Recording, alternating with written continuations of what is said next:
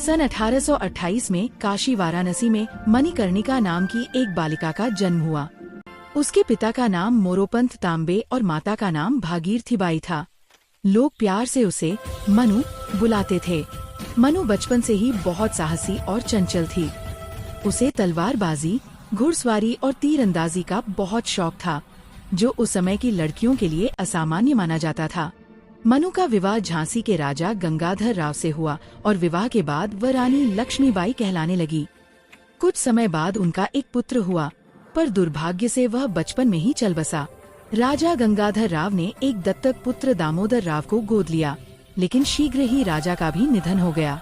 उस समय अंग्रेजों ने lapse policy, doctrine of lapse, लागू की थी, जिसके अनुसार अगर किसी राजा का कोई सगा उत्तराधिकारी नहीं होता तो उसकी रियासत अंग्रेज सरकार अपने कब्जे में ले लेती। अंग्रेजों ने झांसी को भी हड़पने की कोशिश की, लेकिन रानी लक्ष्मीबाई ने साफ कहा, मैं अपनी झांसी नहीं दूंगी। यह वाक्य आज भी उनके अदम्य साहस का प्रतीक है। 1857 में जब भारत में स्वतंत्रता की पहली लड़ाई छिड़ी तो झांसी भी पीछे नहीं रही। रानी लक्ष्मीबाई ने अपनी सेना के साथ अंग्रेजों का डटकर सामना किया। उन्होंने खुद घोड़े पर सवार होकर तलवार उठाई।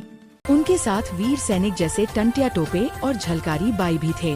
रानी ने अपने पुत्र दामोदर राव को पीठ पर बांधा और युद्ध भूमि में शेरनी की तरह लड़ी।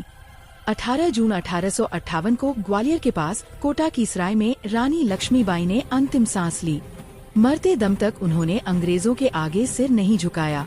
रानी लक्ष्मीबाई भारतीय स्वतंत्रता संग्राम की पहली और सबसे वीर महिलाओं में से एक थी।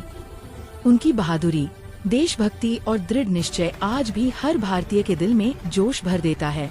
खूब लड़ी मर्दानी वो तो झांसी वाली रानी थी।